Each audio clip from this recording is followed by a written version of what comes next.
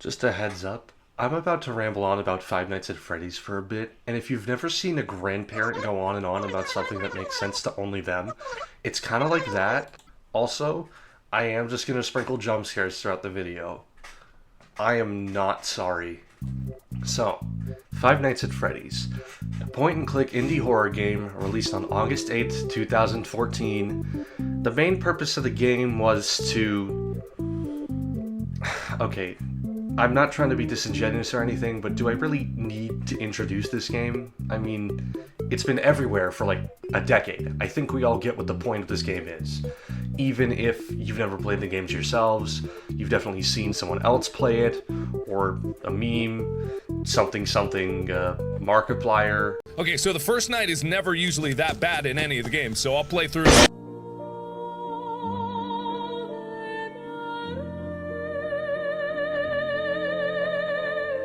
But I should still probably give a brief overview on how the game works. So, you're a guy who gets hired at what's basically discount Chuck E. Cheese, which sounds like a sweet gig, you know, walking around, arcades everywhere, flashing lights, it sounds great. But then you realize you got hired for the night shift, which means that everything is boring and it's awful and you're not getting paid well.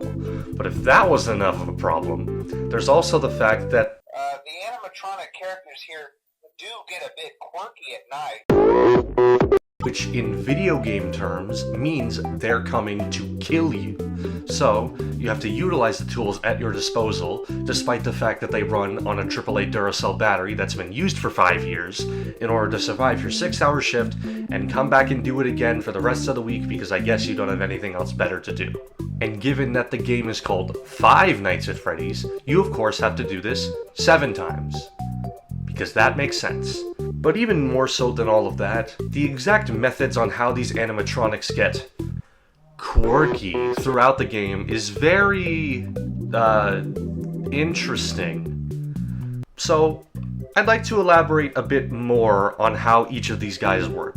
You know them all: Freddy Bear, Rabbit, KFC, and the other guy. Because despite the fact that this game is over a decade old now, there's still a pretty good handful of people who think that not moving when the power goes out does something. I'm sure at least one of you is in this boat, and if you are, you need to raise your hand, like, right now. So before I hop into the real individual details about how everyone works specifically, I want to go over some of the more general things about the game, like how the AI system functions at a base level, as well as some of the other things like power drainage.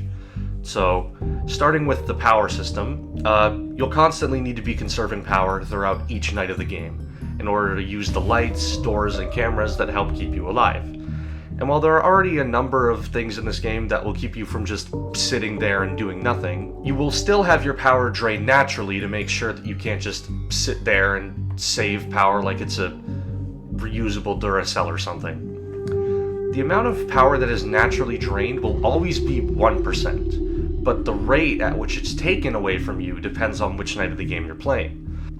Now then, as for the AI system, each of the animatronics runs on an aggression system that goes from numbers of 0 to 20, with 0 being completely inactive and 20 being the complete opposite of that. So while most people associate this system with the infamous 20-20-20-20 mode, it is used throughout the entire game. In fact, here are the numbers right now. Kind of. You see, every character except for Freddy will always get a small increase in difficulty throughout the night, once at 2 a.m., 3 a.m., and then again at 4 a.m. Now, how these numbers work is pretty simple. Each of the animatronics will get a movement opportunity at certain points throughout the night, with each interval being different for each character. So Freddy will get one every 3.02 seconds, Bonnie every 4.97 seconds, Chica every 4.98 seconds, and Foxy every 5.01 seconds. What do these opportunities do exactly? Well, they start by rolling a random number between 1 and 20, and once they roll that number, it is then compared to the animatronic's current AI level, and if the number that they've rolled is greater than or equal to the current animatronics AI level, then they are granted the chance to move. And how their movement opportunities work differs between characters, so I'll get to that in a minute. And of course, based on the time shown, while they may start out the night moving in very similar waves, they will begin to differ due to the milliseconds, and by the end of the night, they will not be moving in tandem at all. So, with all of that now out of the way, let's get into more specifics on how each character works, from least to most egregious. So, that means we're starting with... His finger looking good. Chica is the only character in this game who has a movement pattern that I can describe as normal. So, she works in the most standard way possible. She rolls her movement opportunities, and if she succeeds, she will move to an adjacent room on the right side of the building, slowly making her way downwards towards your office. Once she does, she will then move from the east hall corner to your window. Once she does that, you just have to shut the door, and then she'll go away. If you fail to do this, and you put your camera up, you will then have to wait for breathing, or 30 seconds. And then once you put the cameras down again, she will... And... yeah, that's it. She is extremely straightforward. Prepare for the rest of the video to not be like this. So, at a first glance, Bonnie and Chica seem to work the same, with the only difference being that Bonnie comes from the left side. You know, he still does the same thing, shows up at the door, gives you a warning. You know, if you fail to lock him out, he'll jam the door. 30 seconds in the camera, he'll force it down, or if you put it down while he's breathing on you. And yeah, it does all seem to be the exact same as Chica. Except for one little thing. You see, while Chica will move into adjacent rooms with her legs like normal people do, Bonnie decides that using his legs to move around the building is boring, and will instead just teleport to random points on the left side. And no, I don't mean that his movements are just more likely to go down and be more aggressive. I mean he can literally skip rooms to get to your room faster. If his rolls are unlucky enough for you, he can move from the stage to your office in the span of like 15 seconds. It is ridiculous. So, that means Bonnie can usually end up playing out in one of two ways throughout the night. He can either be extremely calm and then just show up out of nowhere only to disappear for hours, or he can constantly be charge tackling your door over and over and over and over and over and over, which will cause a ridiculous amount of power drainage. So, this also means that regardless of what difficulty you set him to, if it's not 0, he can just be completely chaotic. Because even on level 1, he can move to your door at speeds comparable to his max AI, and then just sit there failing movement opportunities for like 4 hours straight. But you have to close the door because you never know if he'll succeed. Open the door. Open the door. Open the door. Hey, you want to see something cool? Thankfully, Foxy does not rely on teleportation to make your life hard. Instead, he does it by begging for attention like a 5-year-old. Look at me! So, Foxy's movement opportunities work very differently from the rest of the cast. While everyone else is constantly moving to different rooms throughout the building, he has essentially 4 stages in Pirate's Cove, the little corner he's stuck in for the game. Stages 1 through 3 are him slowly progressing out from behind his curtain, with stage 4 being the point where he is sprinting down the left hallway. Once he gets out of Pirate's Cove, you can either check the camera to make him sprint down the hall right away, or you can just wait 25 seconds. Oh, and if you don't have the door closed, of course he just... Now, obviously, Foxy doesn't come out of Pirate's Cove in very consistent patterns, and that is mainly due to the counter the player uses to stop him. Camera usage. As long as you have your camera pad up, no matter which camera you're looking at, Foxy will automatically fail all of his movement opportunities. even if he gets an amazing roll. But once you put the camera down, Foxy doesn't immediately go back to getting his movement opportunities again. Instead, he goes into some kind of frozen state, which can make the sort of failsafe last for anywhere from an additional 0.83 seconds to 16.67 seconds. And yes, it can be any 2 decimal number in between that range. It is really specific. So some of you might be thinking, well, why bother even keeping him there to begin with? You know, seems pretty easy enough to just close the left door every once in a while. What's the harm? Well, that's where Foxy's other mechanic comes in. That being the power he drains with his knocks. Every time Foxy comes to your door, he will drain power. With the first knock, it only starts... Oh god.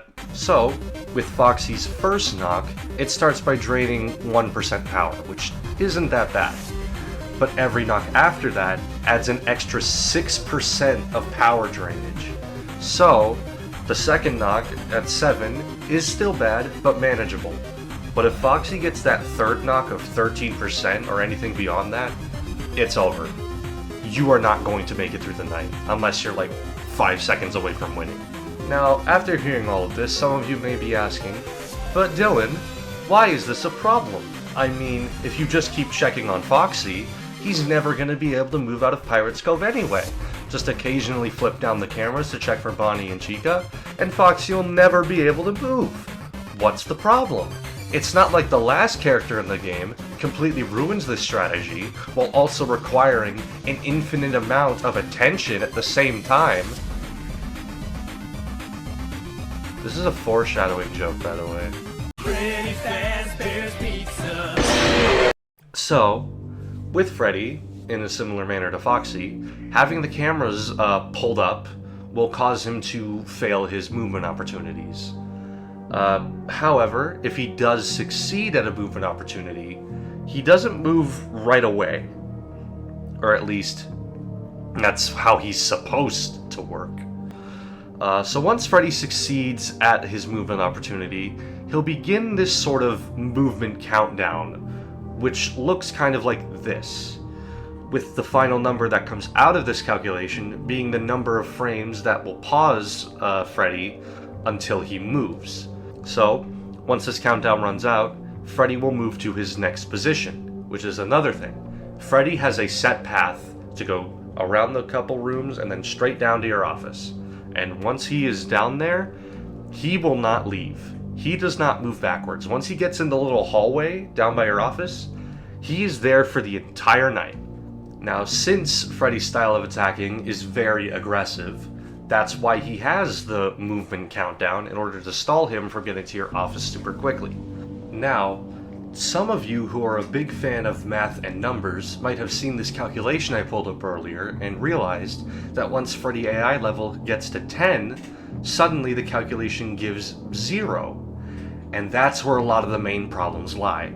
This movement countdown exists because of Freddy's aggressive attack patterns, which I'll get to. And this movement countdown was designed to stall him from getting to your office right away, so that way you don't have to spend the entire night babysitting him in the corner. But because his AI breaks this calculation at level 10, that means that any AI difficulty in the second half just does not matter, because Freddy will almost immediately sprint to your office within the span of like 15 to 30 seconds. And he's just gonna be there bothering you for the rest of the game, and there's nothing you can do about it. And this is a bad situation having him in the corner, but it's not completely dead yet. There is still one new weakness that you can exploit. While basic camera usage will not stop him in the corner, looking directly at him in the corner will. So as long as you're staring at him, he can't get into your office. But, of course, you'll have to eventually check on Foxy, so you'll need to switch cameras. Now, let's just say that, hypothetically, you were doing really well keeping track of Freddy, but all of a sudden, Oh no, you tabbed out, and your mouse is working up, and your keyboard's on fire, and you blinked too much, and you didn't know what happened. I mean, okay. You messed up, Freddy laughed again, and he is now in your office. Well, good news, kind of, but he won't kill you immediately. Instead, Freddy has a 25% chance to kill you every second that you have your camera pad down. Since Freddy actually can't force the camera pad down like Bonnie and Chica can for their jump scares, that means that him screaming in your face can either happen in the span of 1 second or never. Now, of course, hiding in the cameras can help you avoid him for longer periods of time, and you could also just choose to save some power and just stone cold your way through the entire night, but unless you're within like the last 20 seconds of winning, you're probably not going to dodge every single attack window. Okay, that officially covers everything about the animatronics AI. Okay, well, I guess there is technically one more scenario where Freddy is involved. Running out of power. Once this happens, all forms of normal gameplay just stop. It doesn't matter if Bonnie or Chica jammed your door, Foxy could have been on his way, or even if Freddy was already in your office. None of that matters. All that matters now are 3 sets of timers. So, during the first stage of the blackout, when everything starts to begin shutting down with the drone, Freddy has a 20% chance to show up every 5 seconds. If he doesn't show up within 20 seconds, he'll just show up at your left door automatically. Once this happens, he then moves on to stage 2, which is him playing his little Toreador March music box, which has the exact same odds. A 20% chance every 5 seconds. And once that succeeds, it then moves on to stage 3. Complete darkness. And this one has a 20% chance every 2 seconds. And when that one succeeds, you'll never guess what happens. Duck this one. So, yeah, that's it.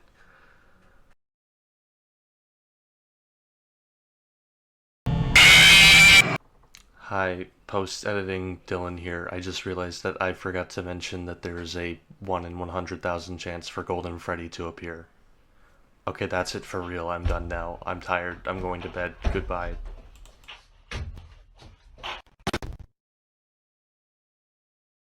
Yo, the sign is real simple, B. It says wrap it up.